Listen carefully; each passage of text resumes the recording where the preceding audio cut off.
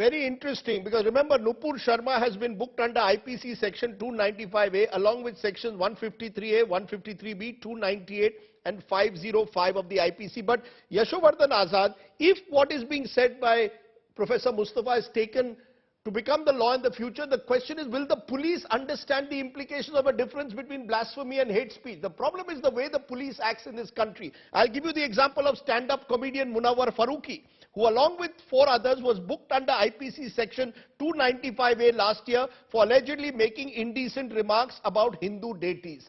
Now the police is quick to seize on any aspect of the penal code because they believe that 295A will virtually ensure non-bailable offence. They'll be put in jail for a few days, as was Munawar Farooqi. Is the problem not just with the law but with the police? Do the police in this country even know the difference between blasphemy and hate speech? And in the case of Nupur Sharma, the Maharashtra police is ruled by an opposition state, so they will be very quick to target her. In India, of course, there is a coloring of the police investigation as per the regime they serve under, as you rightly said. And therefore, under the BJP regime, there was no cases registered against her, and in Maharashtra, cases were registered under both 153A and 295A. You are absolutely right. When it comes to any kind of such speeches, I think the police takes it very, very safely. In the sense that they'll put all the sections, but this kind of fine division between the two, I think very rarely it is perceived. In the case of Nupur Sharma, it was in a debate, and when a debate stretches on, you just tend to say anything what you feel like. It escapes from her actually. It's unfortunate that she certainly should be booked under 295A because it was really hurtful.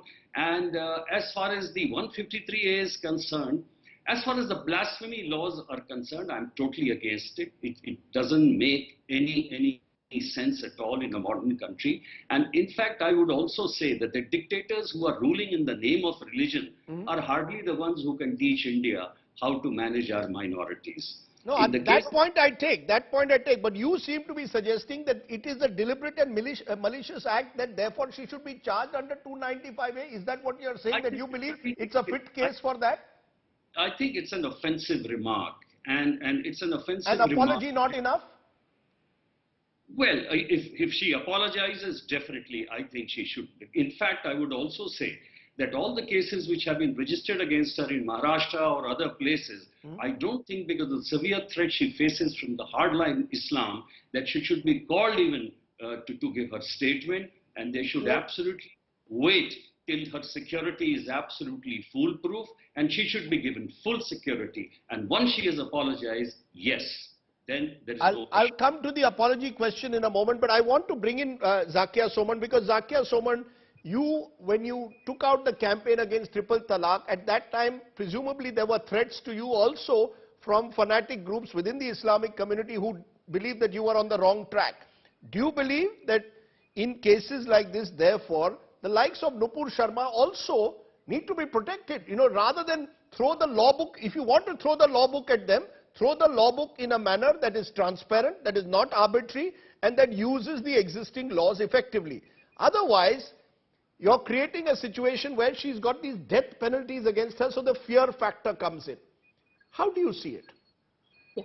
Before coming to that, Rajdeep, with your permission, I want to say how I wish the government of India had heeded to the protests of the Muslims and so many other non-Muslim Indians who were protesting against these offensive remarks.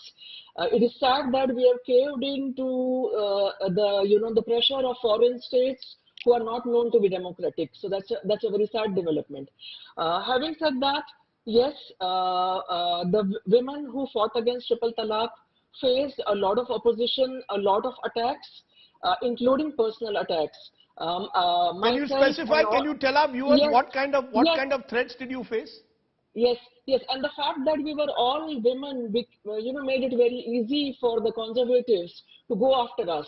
So I can talk about myself and say there was a WhatsApp with my photograph, which was circulated not just in India, but it was circulated all across the world, My relatives from North America were extremely worried, and they received it before we had any clue about it. So it carried my photo, and it carried my kind of a CV about my husband being from another faith background, and I married him as per Hindu rites, and I am an agent of the RSS, and my son is a self-declared atheist, and therefore I have no right to intervene in matters of quote-unquote Islamic faith.